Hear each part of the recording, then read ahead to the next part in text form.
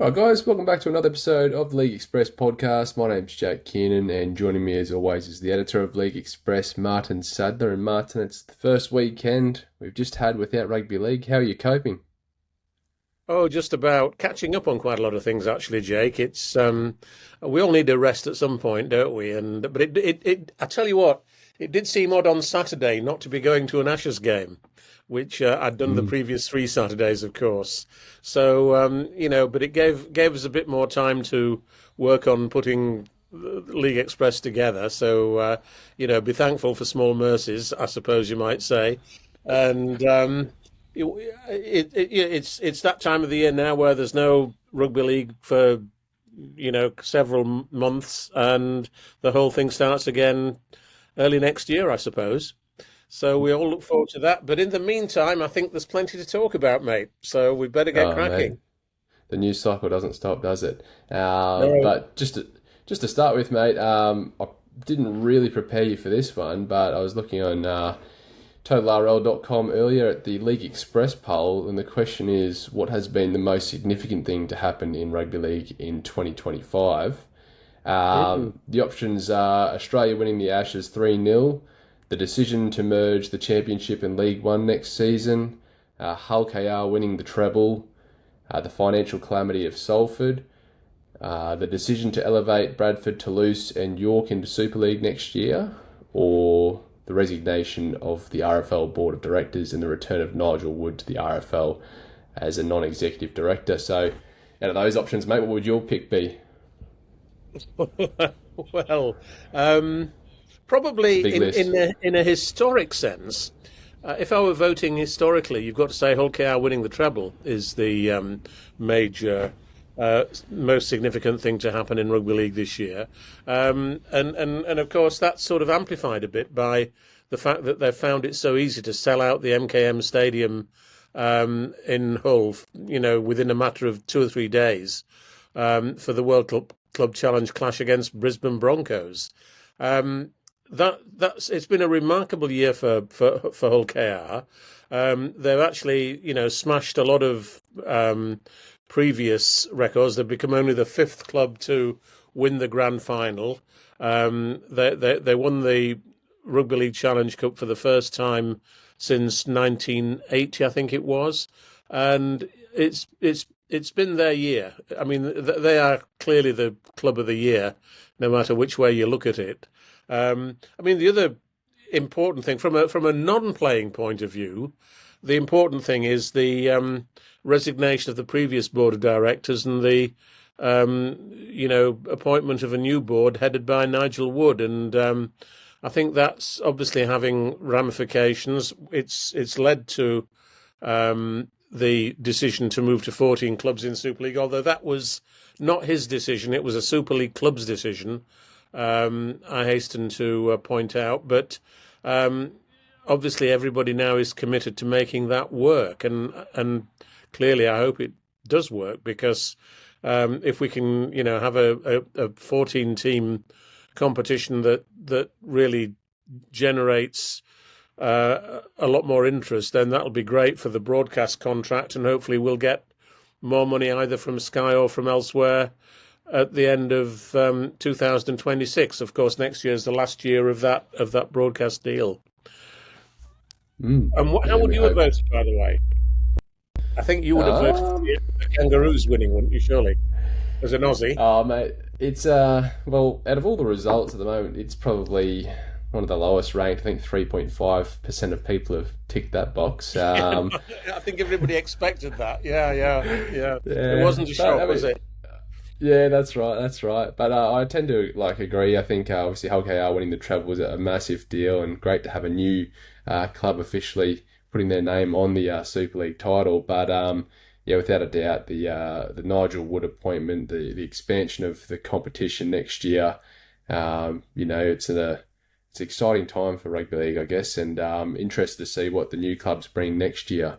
And obviously we've still got London Broncos too, who are also rapidly trying to push their case for Super League. I see they've signed a young PNG standoff who Oh yeah, they're sort of looks signing a lot very of similar to PNG Jerome players. Luai.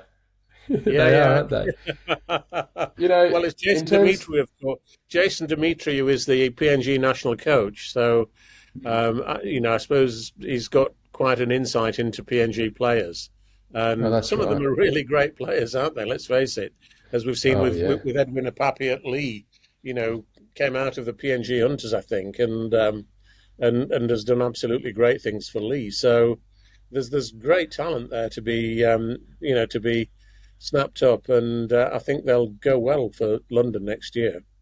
Yeah, well, his name's Gyro Voro, and I remember watching him play for the Papua New Guinea Hunters in the Queensland Cup this year. And I think the first vision I saw of him, he had the long hair, the black headgear on, playing standoff. He looked so much like Jerome Luai. Yes.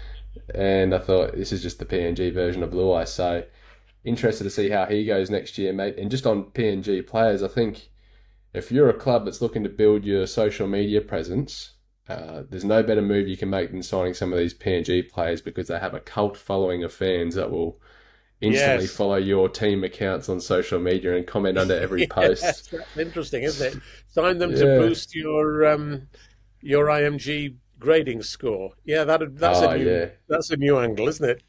Oh, mate. Obviously, they've got to be able to play footy, but yeah, not a Well, yeah, bad well, most of them strategy. can. They certainly can. Yeah, definitely, mate. But just on the international scene, mate, the rankings, or the new updated rankings have been revealed. We'll do the top 10 starting at 10. We've got Serbia in 10th, Cook Islands in ninth, France in 8th, Fiji in 7th, Papua New Guinea in 6th, Tonga in 5th, Samoa in 4th, and then the top three, we've got England in 3rd, New Zealand in 2nd, and Australia in 1st place. Obviously, these are just rankings, mate. We'll let the performances on the field do the talking, but what do you make of them? Well, the World Cup next year will tell us a lot more about who ranks where, won't it? So I don't take rankings too seriously because that's somebody's put them together. Looking at results and presumably putting together some sort of a spreadsheet or whatever. But it's results on the pitch that count, and I think New Zealand um, probably are the second ranked team at the moment, but I think they'll really favour themselves for winning the tournament next year. And at the moment, the two outstanding favourites are them and the Aussies. And they will play in the opening game of the tournament, won't they? I believe at Suncorp Stadium, if I remember rightly. Yeah, So that's yeah. going to be quite an incredible game. And incidentally, we'll talk about the World Cup because I believe according to the information we had, the um, Australian Rugby League is going to release the details of the draw, hopefully this Sunday, which I hope is true because it means we'll be able to cover it in League Express on Monday. So that's going to be quite fascinating. I would be very surprised if the first English game wasn't to be played in Perth, because obviously that's the direction that we come from, I suppose, and that they will play some games in Perth, and it would be you know sensible for the English to stop off and play there, and then we'll see what the rest of the tournament's like. But the NRL has been very um, almost secretive about the way it's going to be, the way it's going to turn out, and what format it will be, and so on. So we'll just have to wait and see, and see what they come up with, I think. Yeah, mate. I was just looking at the teams that are competing now. Is there any nations there? It's a bit hard with a 10-team competition, but if you had to put your bet on someone who might surprise people in next year's World Cup, a team that'll surprise fans, who do you think the dark horse might be? Well, I don't think you don't get many surprises in rugby league, do you? But I think the dark horses will be Papua New Guinea, simply because they will play their pool games in Port Moresby in front of their fanatical home crowd. And that always makes it a difficult place to go to. I mean, they beat Fiji comfortably there in the Pacific Bowl, and we've been there in the past and had very difficult games with them. So I suspect that PNG may well get into the semi-final. If it's a 4-3-3 structure, I think they'll play 3 home games in Port Moresby, and I think that would probably help them to get into the semi-final. The team, I think probably only 3 teams could conceivably win it. That's Australia, New Zealand, and probably Samoa. I'm not sure that England. I can't really see England winning after losing at home like we did against Australia, but I could certainly see Samoa doing very well because, particularly if they get players like Stephen Crichton back. Crichton didn't play in the Pacific Cup this year, and if he's fit next year to play for Samoa in the World Cup, and if, for example, they've still got Payne Haas playing for them, and let's imagine Tino Famusalai, how do you pronounce it? Fa'asuamaleaui. Malawi.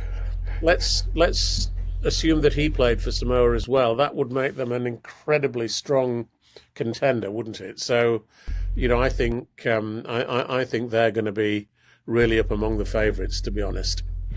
And they'll also welcome the Hammer into the squad as well, Hamaso Tabuai-Fidow. Absolutely. So, I mean, gosh, what a squad that's going to be. Oh, mate, you'd have to think, looking at that back line, it'd have to be one of the strongest in the World Cup. Oh gosh, yes. Well, if those two play, yes, no doubt about it. Absolutely, and, mate. Jerome Luai playing for them as well. Gosh, absolutely incredible. And to think, like in the last World Cup, they had a young Joseph Suaalii playing in that squad as well. Imagine if he was back in league and playing for Samoa. Yes. The possibilities are endless for them. Well, it's interesting because he's gone to Rugby Union, but after making that incredible start in Rugby Union a year ago at Twickenham against England, his career doesn't seem to have developed as much as people perhaps thought it would do. He was going to be this incredible superstar, but because of the nature of that game, he just doesn't get the ball much, does he? And I just wonder. It's interesting because he came to Rugby League and Marky Mark came to Rugby League as opposed to going to Rugby Union. But I think the Roosters got the better of the deal there, to be perfectly honest, because Mark became a kangaroo, and had a terrific season for the Roosters. Yeah, and I think because Joseph plays he's outside centre, and it's almost like he just doesn't receive the ball as much. I think if he was playing fullback, maybe he'd get his hands on the ball a bit more. But I think league players often underestimate how little space there is when the defensive line is right at the ruck. Like, so used to having that 10-metre run up almost. But you watch a game of Union, you think, look at all that space, but you don't realise how quickly that defensive line is there. So, who knows? Maybe one day we'll see him back where he belongs, mate. Well, let's hope. Yeah. But yeah, we were just touching on the rankings before we started recording, mate. The surprising one, Lebanon, they ranked 21st overall, and they're in the World Cup, and they're in the World Cup as an automatic qualifier because they're in the last time. That's interesting, isn't it? Michael Checker will be coaching them in the World Cup, of course, and I think he's a very smart operator. He's now involved in rugby league on a permanent basis at the Roosters, isn't he? So, don't write them off, the Lebanese. Gosh, there's a big Lebanese community in Australia. And Mitchell Moses, if he doesn't play for Australia, may well play for them, as we've said also. So, let's not make any assumptions. Well, that's right. If he were to play with them and then maybe partner someone like Adam Dewey in the halves, like there's a lot of players with Lebanese heritage that would love to pull on that jersey. So, I'm keen to see how they'll go. Now, mate, it brings me to my next point, though. You've written an article in the December edition of the Rugby League World Magazine, which our viewers and listeners and readers can get on the totalrl.com /shop website. Yeah, I think you can download the digital version, or you should be able to by now, and you can get the printed version, which should come through the letterbox by the end of this week. So, yes, it should now be in circulation. Yeah, so everyone race out and grab a copy of that to get your rugby Absolutely. league fix in with all our games all over. Absolutely. But mate, your article just looked at the Pacific Championships and touched on, what England, I guess the Northern Hemisphere can learn from that. Can you tell us about some of the things you touched on in that article? Well, basically, you've got to say that the Pacific the great success story of 2025, certainly in the Southern Hemisphere, has been the Pacific Championships. The tournament between New Zealand, Samoa, and Tonga was absolutely outstanding, and it was characterised, for example, by a crowd of almost 45,000 watching Tonga and Samoa at Brisbane. That's an incredible achievement, isn't it? And I contrasted it with the Rugby Union equivalent, which is a 16 Pacific Nations Championship, which also includes Tonga, Samoa, and Fiji, as well as Japan, Canada, and the USA. And I think there were 11 games in that tournament, and the average crowd was 5,000. The average crowd in the Pacific Cup this year was 33,000. So our tournament has caught the imagination in a way that the Rugby Union one hasn't. And the real question I'm asking is, can we create a similar tournament in the Northern Hemisphere?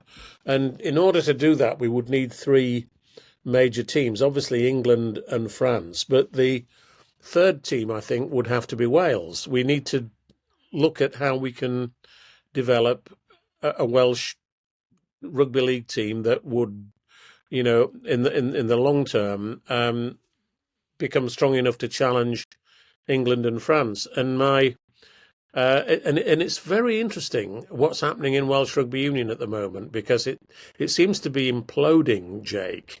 The Welsh Rugby Union, they've got four what they call regional teams at the moment, all of them based in South Wales, and they've realised that they can't afford to have four teams. They're going to ditch one of them at some time in the fairly near future. And the favourite team that's going to be ditched or the team that looks as though it's likely to be the one that goes, is Swansea, which is in the western side of South Wales. But Swansea has always been quite a good place. I remember going to Swansea many years ago to watch a game between Wales and Australia, when there were about 18,000 people watching. So there's always been a significant degree of interest in rugby league in South Wales, particularly in the Swansea area. And my advice to the rugby league authorities, if the NRL is really serious about wanting to play a part in Northern Hemisphere Rugby League, what it should do, in my view, is create a new club, a potential Super League club in Swansea, to step into the shoes of the departing Rugby Union club, base the club at the Liberty Stadium, which is the stadium that the Rugby Union club currently shares with Swansea City Football Club, and start putting resources into attracting young Welsh players and forming a player pathway, because ultimately Wales is a terrific source of rugby players. If the NRL is wanting to expand its operations in the Southern Hemisphere and move to 20 clubs, it's going to need new sources of players. And I think, South Wales is an absolutely fertile source of players, that it could actually, you could. My suspicion is that a lot of young Welsh rugby players probably watch the NRL already, and probably would be really open to playing, if they were good enough, obviously in the long term, to actually playing in Australia. And I think, as I say, that the NRL, if it wants to show that it's got a genuine interest in rugby league in the Northern Hemisphere, could almost adopt Wales as a nation, and put a team there that would play. You can imagine a team based in Swansea playing against Wigan, St Helens, Leeds, and so on. I think they'd get tremendous crowds, to be honest, and I think that's the way to go. And some people might say, well, that's a that's a very optimistic sort of thing to think about.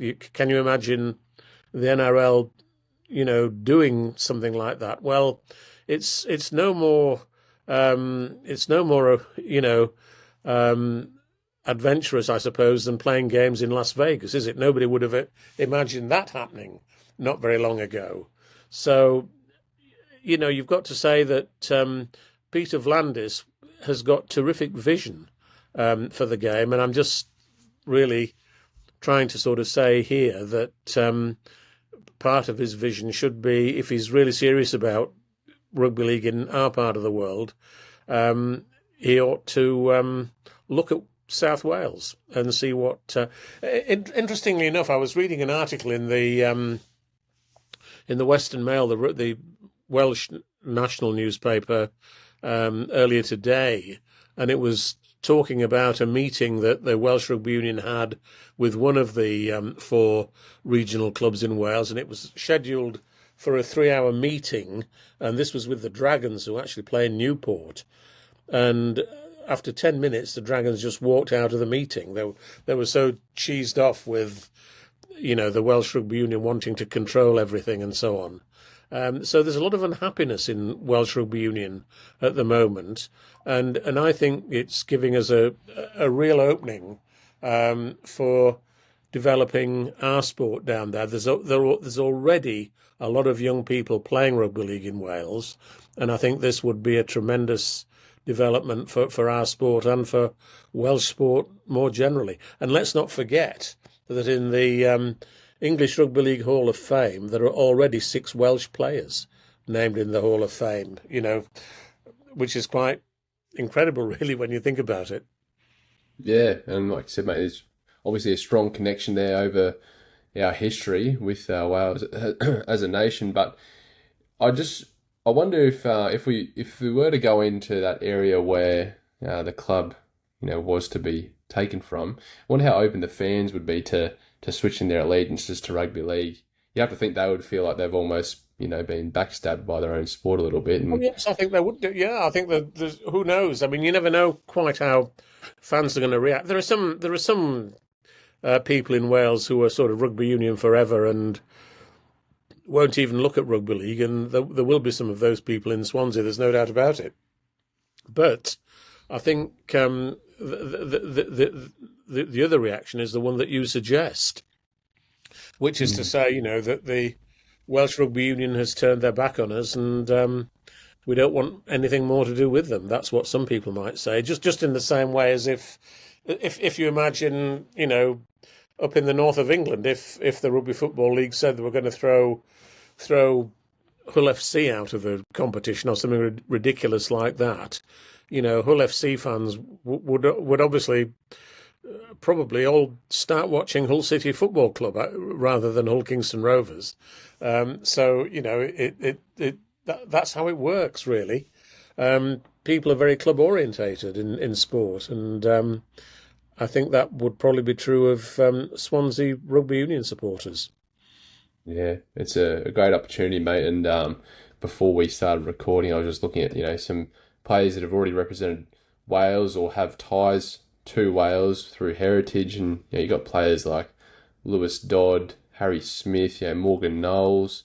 Imagine if all these players decided to put their hand up and represent Wales. That's a pretty. Just having those 3 alone in your team can turn the tide a little bit. Absolutely, yes, it would be terrific, wouldn't it? Yeah, and then I'm sure there's players that have Scottish and Irish heritage. If there's a way we could sort of encourage those guys to consider. I mean, there's so many players missed out on the England squad for the Ashes series. You have to think some of those boys would have heritage that would allow them to play for other countries. So, well, the thing we've got to do, and this is where the NRL could be really helpful for us, is to establish clubs, significant clubs in these places. We've got to establish, ultimately establish a club in Scotland, either in Glasgow or Edinburgh. And similarly in Ireland, either in Dublin or Belfast or both. And it's we just need the resources to be able to do it, and we need the commitment to be able to do it. And I think that I think doing something like that would transform the fortunes of our sport and make it much bigger on a bigger stage. So that ultimately, and knowing Peter Vlandis and knowing his entrepreneurial spirit, I wouldn't put that sort of thing past him if he were here rather than in the Southern Hemisphere. Mm. And mate, it kind of leads me to my next point. There's been some reports, nothing really confirmed yet, but looking at the NRL and possible ways they could schedule the season going into the future. Obviously, they're expanding over the next few years, but there's been some whispers of shortening the season and bringing in a mid-season rep window, which would see, maybe a 3-week period where State of Origin's played, but have it back-to-back where you take a complete pause in the season to allow these rep games to take place, but also having an international fixture take place alongside State of Origin. I feel like this is something that you and I have spoken about on the podcast previously, something you've advocated for. Oh, yeah. How much would you like to see something like this brought in from an international perspective? And I guess... Oh, I would absolutely love it. And, I'm a great believer. I think that international games should be played mid-season. Whether you play them before the season or at the end of the season, but I think there should be games mid-season, And again, I don't want to sort of keep looking at the other code, but Rugby Union does have 3 separate windows in the year when they have international matches. They play in our part of the world, they play the Six Nations in sort of February and March.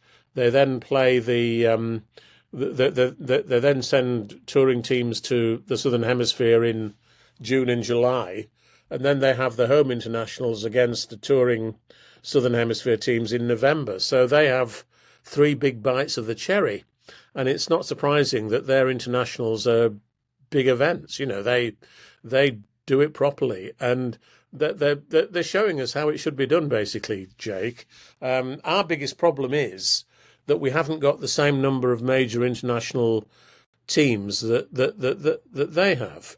I mean, here, the Six Nations, Italy beat Australia, didn't they, a couple of weeks ago in Rugby Union, and the Six Nations are really in a healthy state at the moment in the other code, and what would we give to be able to develop something like that? So, but if you don't try, then you'll never get there, will you? And I think we've got to start from relatively more modest beginnings, but I think we've got to aim for something that has that sort of standing, as far as I'm concerned. I mean, can you imagine if over a 3-week period we had Origin on Wednesday nights, and then say maybe Friday nights we had Samoa versus Tonga, and then Saturday or Sunday we had potentially England coming over to play New Zealand on 3 consecutive Sundays, or New Zealand flying over to England, throw PNG against Fiji, Cook Islands, like endless possibilities.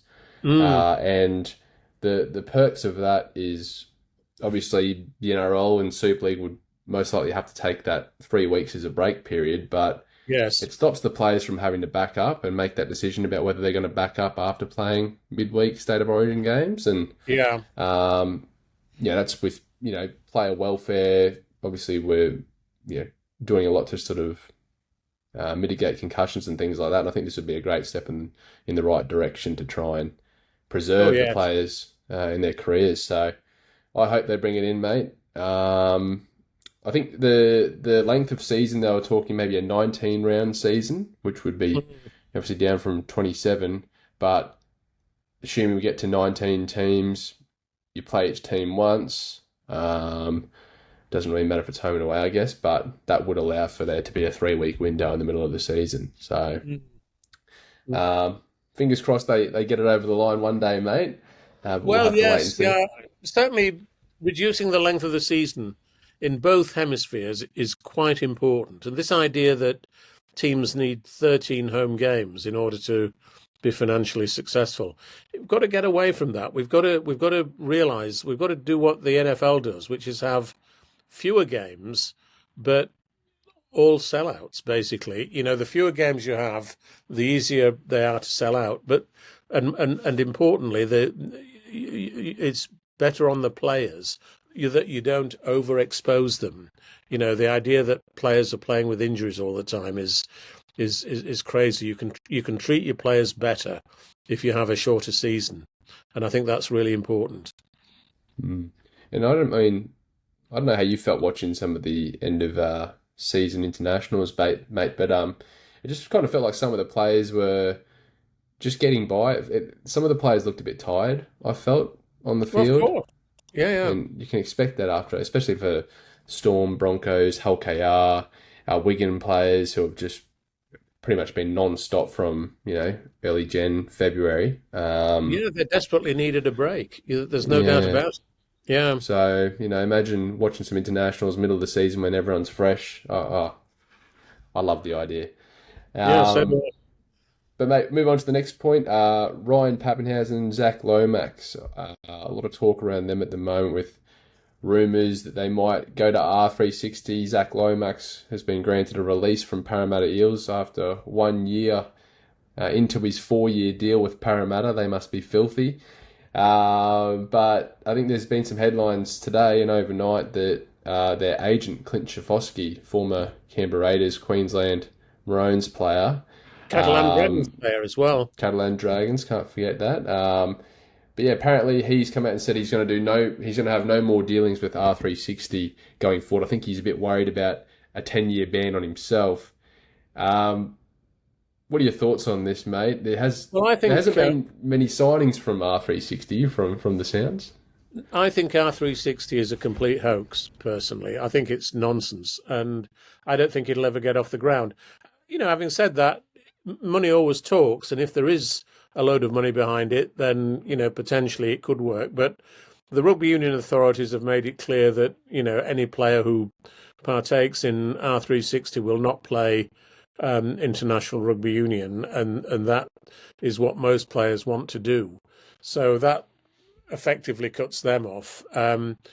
Peter Vlandis has said that there's a 10-year ban on any player agent who negotiates with R360, which is why Clinton Tchaikovsky has said he's going to step away from R360.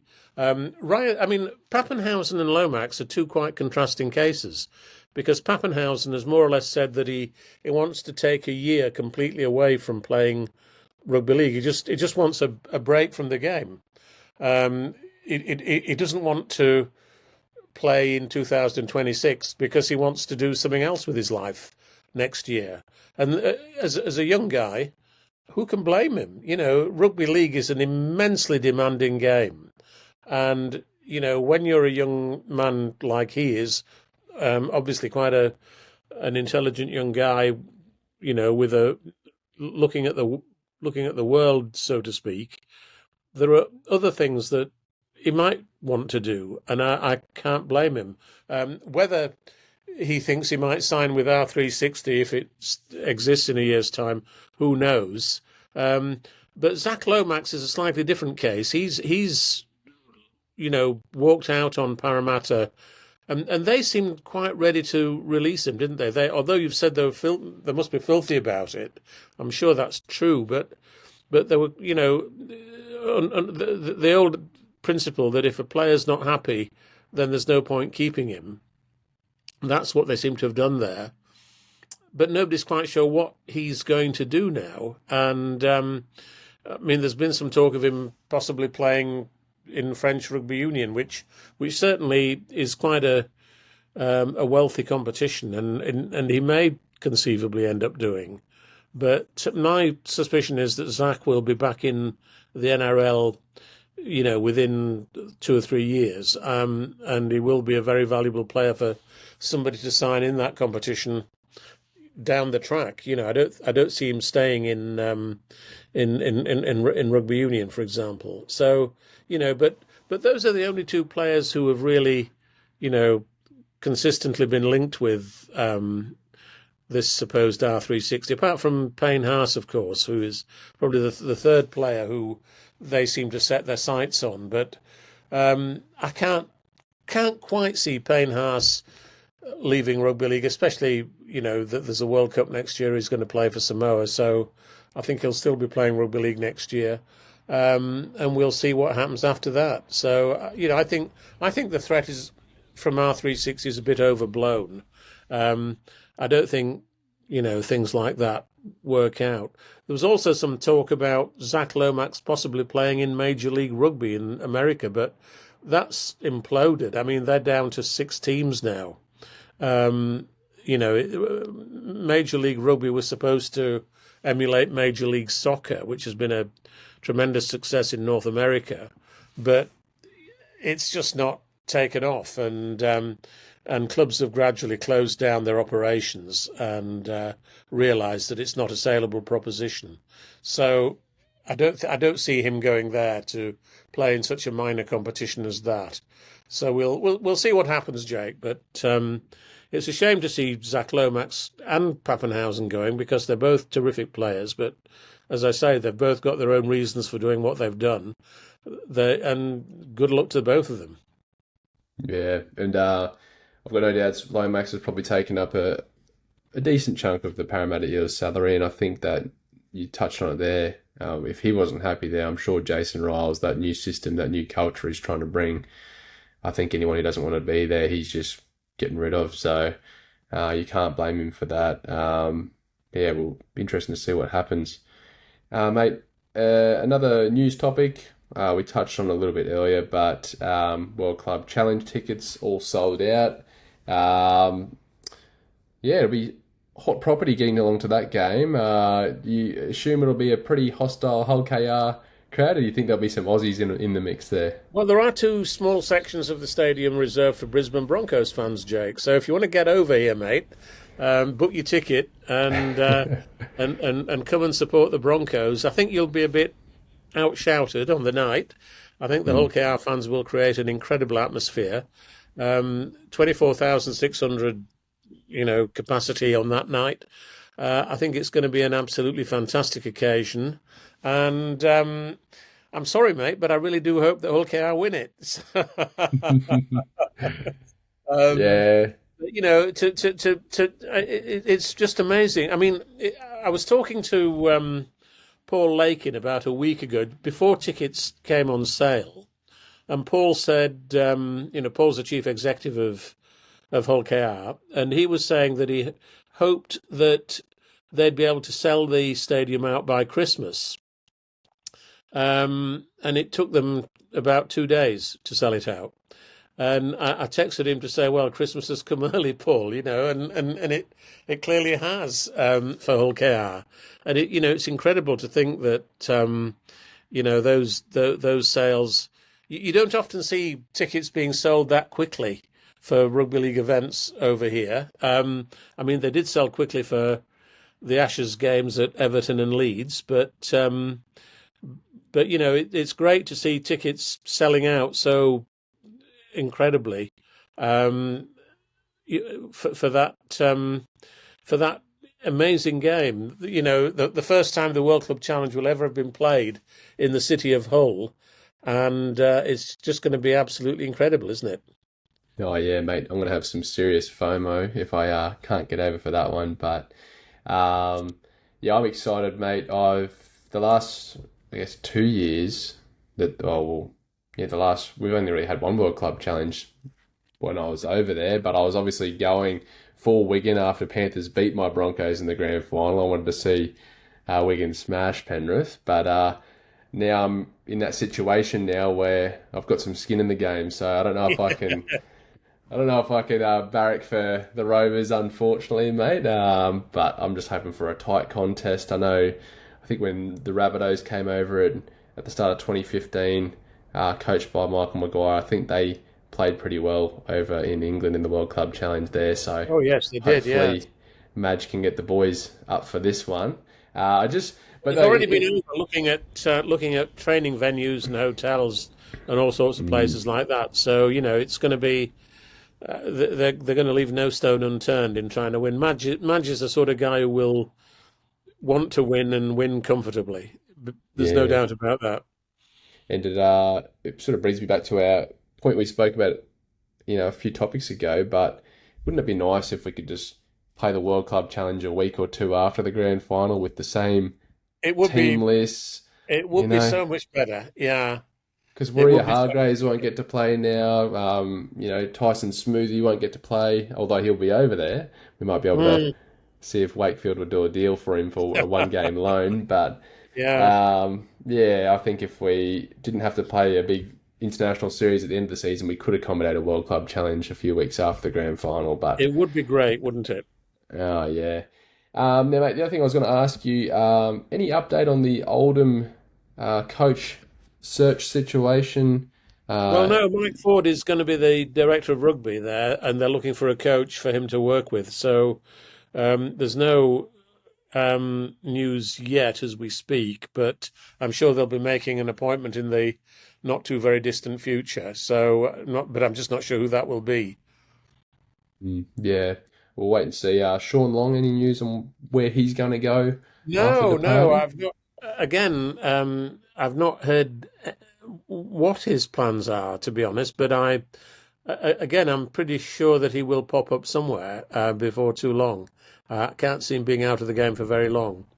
Yeah, definitely. Now, mate, just a few more points before we get out of here today. It was announced a couple of days ago now, I think. Eli Katoa, who suffered all those head knocks for Tonga and had to have Yes. an operation to relieve some pressure on the brain. He's gonna miss the whole 2026 season, which is just devastating news, mate. But what was your reaction when you heard this? Well, it was. I obviously your main concern is for Eli Katoa, and you hope that he can have a full recovery and will be playing again in 2027. He's a hell of a good player, and obviously we all hope that he can play again. But I can certainly understand. The doctors have said when you get that sort of an injury, you need to step back and take some time out of the game to ensure that you are fully recovered. And your head can't take too many shocks of that nature. But players do come back from serious head knocks in that way, and it was just a very unfortunate series of events, wasn't it? That he actually got the first serious head knock when the Tongans were warming up to play the Samoans. And I don't think the Tongan medical team was sort of didn't. I don't think they were watching as carefully at the warm up because you don't expect that sort of thing to happen in the warm up. You assume that if a player's going to have a serious head knock, it will be when the game itself starts. And they didn't realise, I don't think, how serious that knock in the warm up had been. And then he got another couple of very serious knocks in the game. And it was incredibly unfortunate. But fortunately, he's out of hospital now. And it's worth saying that Christian Wolff, the Tonga coach, stayed in New Zealand and was with him every single day as he was in hospital. Went to see him every day to, you know, try and sort of comfort him and so on, and just be with him basically. And that shows the sort of person Christian Wolff is, an incredibly caring guy and a very very decent fellow in terms of his own ethical behaviour and so on. So, but hopefully, as I say, fingers crossed for Ellie that he's going to be fine. Yeah, mate, we hope he makes a full recovery. It's going to be a huge loss for the Melbourne Storm next year, who have also lost Ryan Pappenhausen, obviously. Absolutely, yes. So I'm sure that they will get some sort of compensation you would expect from the NRL, some sort of salary cap relief to try and, find a suitable replacement, you might say. It's happened in the past, so I wouldn't be surprised we saw that. Yeah, the other news, mate, it looks like Perth Bears have thrown some big money at Jaden Campbell. We haven't heard much news about player signings No, no. for the Perth Bears yet, but the reported figure is a 5-year deal, $6 million. If you were Jaden Campbell, would you take that deal, mate? Well, it depends what the Gold Coast offer. doesn't it? And I mean, he's Absolutely. very much settled in the. His father was a Gold Coast icon, and he's very settled in the Gold Coast area. So I don't think he really wants to move away from there. So my suspicion is that the Gold Coast will retain him, and he'll probably reject the Bears, um, and they'll have to look elsewhere. I mean, there was some talk about Cameron Munster possibly being a Bears target as well, wasn't there, at one stage? And Munster's Mm. also said he'd be happy to play in Super League at some point. So, he'd be a great signing for London Broncos if and when they come into Super League. But so there's a lot of things. I mean, Perth will probably look to sign a few players from Super League as well, because a lot of English people, do love the idea of living in Perth. It's a great city, beautiful climate. You're near the beach and so on. I mean, I've been to Perth a few years ago, and I've got to say, it seemed to me a really delightful place. So I certainly, if I were a player and I was approached by the Perth club, I'd think about it very carefully and very positively, to be honest. So who knows? Who knows who they're going to start signing? Mm. I think, mate, I'd do just about anything for $6 million. Well, yes, yeah, I yeah. mean, there's some things I Isn't that wouldn't be what you able went for doing this podcast? to. Who knows, mate? Maybe there's a big oil company that loves rugby league. You never We'll do know. an R360 League Express podcast, perhaps. Yeah. Just a couple of things, by the way. I noticed Ryan Sutton has signed for Bradford Bulls from talked about the Gold Coast. He was actually at the Gold Coast on a short-term contract after having, bad injury trouble. He started life in the NRL, well, joined from Wigan, went to Canberra, and then signed for Canterbury, but suffered a bad injury at there and played very few games for them, and then went on a short-term deal to Gold Coast, but played mainly for their reserve grade side. But he's coming back to Bradford, and he's going to play for them in Super League next year. And they're signing a lot of players. I think they've signed Easton Masters as well from Salford. So Bradford are really signing a lot of players and really tooling up for Super League by the look of it. So that's going to be quite interesting. And also, we mentioned London, and something very interesting about London Broncos. I think they're going to make an announcement very soon about where their headquarters are going to be based. And as I understand it, it's going to be based in a suburb of London, in southwest London, called Sunbury-on-Thames, which is a pretty posh area, really.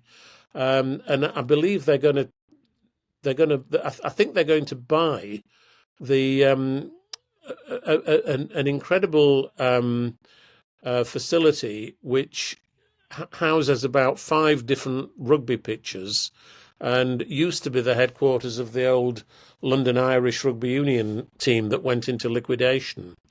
And that facility had to be sold as part of the liquidation process. And I believe that Grant Weshel and Darren Lockyer have now agreed to buy it, and they will base the London Broncos there for administrative and training purposes. And that's going to be an incredible thing if and when it's announced, because I think it will mean that they've got the best facility in the whole of rugby league for training and HQ, and the important thing is it's going to be in southwest London, which is not an awful long way from Wimbledon where they play. So the London Broncos club, anybody who didn't think that London Broncos and that Grant Weshel and Darren Lockyer were not prepared to throw significant amounts of money at this club, well, I think if they go through with that deal, and I'm assured that they are going to, then I think that will be a fantastic feather in their cap, and it will put down a marker for rugby league in the capital city. And I can't wait to go down and see it. And great work by them, great work by Gary Hetherington. I think everybody involved in rugby league should want to see the London Broncos in the next few years as the major club that I'm sure it can be. Yeah, mate. And like I was quite skeptical at first when I heard of their involvement in their interest in London. I thought it's kind of like tying that Darren Lockyer name to it. But in all the interviews I've seen, the podcast they've done, they seem like they're committed. And, a purchase like that would certainly stamp their commitment as they march towards Super League. And if we're still going off IMG gradings, mate, I'm sure it'll improve their score in the Oh coming gosh, yeah, years. yeah. Let's hope Um, so. but yeah, it's an exciting time for Broncos fans, mate, and yeah, I hope they can get that deal across the line. It is. Um, but yeah, Martin, and or just lastly, mate, in League Express, there was a bit of a sit-down interview with Nigel Wood, or you put a few questions to Nigel Wood. What did Nigel have to say? And did he reveal any secrets for next year? Well, I, sup- I don't know about revealing secrets. I don't think you know. It's probably not in the habit of revealing secrets, but he seems very happy with the direction the game is going in, and he made the point about the strategic review. They're still hoping to report to issue a report in December, but he did make the point that actually a strategic review is an ongoing process. You don't. A lot of people talk about a strategic review as though it's you produce a report after a certain period of time, and that's then the end of it. You put the report in the bottom drawer and just forget about it. Well, that's not really, if when any organisation should be constantly reviewing its strategy, and I think he sort of implied that that's what they're intending to do. It's not just a one-off thing; it's a continuous process, and I think that's going to be very interesting to watch and to see unfold. What's going to be quite interesting, though, is to see what happens when all these interim positions expire, which is next March. At the moment, he's the although it doesn't carry the title of interim chairman, but that's effectively what he is. And they're going to be looking for a new chairman from next March. They're going to be looking for a new chief executive from next March as well. And those invitations to apply will be going out in the fairly near future, I think, Jake. So that's going to be quite interesting, isn't it? And we'll see what happens there. I know Nigel doesn't want to, or at least it gives me the impression he doesn't want to prolong his stay as with the RFL in his current capacity. So we'll see what happens in relation to that. One other thing, by the way, that we ought to mention is the Super League fixtures are due to be published on the 27th of this month, which is a week tomorrow, on Thursday the 27th. And a lot of speculation has been around about whether the Magic Weekend will remain in Super League. Well, I'm told now that it will remain. It'll be played in June or July next year, and that it will be played at either Everton or Newcastle, but with Everton perhaps as the slight favourite, because of Newcastle having, wanting quite a lot more money than it's been paid in the past to stage the event. So again, that's going to be quite interesting to see, and that will be a 27th match of the season. So we'll be playing 27 matches next year in Super League, which I think is far too many. But that's what we're going to have by the look of it. So that will be a third game of the season between each of the clubs that participate in the Magic Weekend, which I don't think is wise, but that's the way we seem to want to do it over here. Yeah, no, mate. I mean, I think we've sort of spoken it in detail tonight about how much we'd like to see this season shortened, and maybe it's a pipe dream. Maybe one day we'll see it shortened, but Well, if It's essential, and the clubs have got to grasp that particular nettle, and Mm. they show no signs of doing so at the moment. I mean, don't get me wrong, if I could watch rugby league every weekend, 365 days a year, I wouldn't be complaining, but it's for the greater good of the game. Yeah. Um, if Magic Weekend wasn't to go ahead, mate, would you like to see it replaced with an international fixture or a War of Roses match, Well, perhaps? I'll tell you what my ideal season would be. My ideal season would be running from April to June with club games. July would be an international month. August, September, and October would be club games with grand final at the end of October, and then perhaps some international games in November as well. So, and maybe international games in March as well. So, bookending the season at either end, international games and internationals in the middle. So we had three international or representative windows. That would be my ideal, but I think that's an awful long way from being realised, mate. So, but you never know. We'll keep pushing it. But I hear there's some openings at the RFL coming up. If you want to, throw your hat in the ring, you might be able to put those Oh suggestions gosh, forward. yes. Yeah, yeah, yeah. Well, no, I think it's way past my time, mate. But no, you're young enough, though. How about you coming over? They were advertising for a director of communications. I thought you might have put your hand in for that one. Mate, there's too many annoying reporters like ourselves that I'd have to deal with, and I don't know if I'd like to be on the other side of that, mate. So, Yes. Yeah. um, who knows? Mate, I'm probably too young, mate. I don't know if I've got enough rugby league knowledge and history behind me yet. But Yeah. yeah, I hope whoever goes into these roles are forward thinkers and think of the greater good of the game.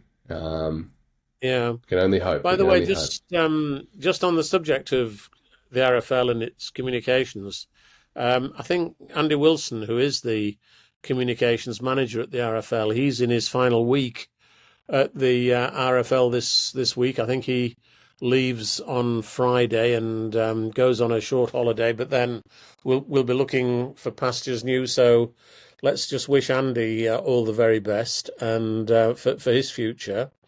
And also Steve Brady, who is one of our reporters, who's always done our French reports for several years now. Steve Brady, who's a great guy, is very sadly in the Wigan and Lee Hospice with a very serious illness, and it's I feel so desperately sorry for Steve and his wife Denise, and I'd just like to send them all my love and best wishes because they've been terrific contributors to League Express and Rugby League World and Total Rugby League over the years. And I can only, hope that, Steve might have a miracle cure of some sort, which would be a miracle, really. I just feel so, devastated that he's, been affected so very seriously. And he's a great guy, and Denise is a great lady as well. So my best wishes to both of them. Yeah, absolutely. And for our readers, mate, I'm sure they often look forward to his reports on a weekly Mm, basis coming through from France. So yeah, I echo as your do I. sentiment, Yeah, mate. yeah, Yeah, best wishes to the Brady family and obviously as well to Andy Wilson. As you said, mate, he's been the ultimate professional to work with. He's sort of bent over backwards to accommodate guests for us on the podcast in the past, mate. He's yes, invited us into RFL headquarters to interview people. So yes, all the best, Andy Wilson. yeah. But Who yeah, started his career, by the way, as a reporter with our company. Went on to bigger things, of course, but became the Guardian's cricket correspondent, one of the Guardian's cricket correspondents, and then ultimately came back into rugby league. And he's got a great knowledge of the game's history, and it's a shame to be losing him, really, in so many different respects. oh yeah, yeah. Who knows? He might find his way back one day, mate. We'll You see. never know. Yeah. All right, mate. Well, we've been here for a while now. We might wrap it up and get out of here. And yeah, mate, we'll do it all again next week. Hopefully, we'll have some more news around World Cup fixtures. Great. We won't have the Super League fixtures in time for next week's episode, but No, I wouldn't have thought so. if we hear any whispers, we'll talk about it. Okay. Anyway, mate. Well, thanks again, Martyn. We'll see you next week. Thanks, Jake. Great stuff, mate. See you soon.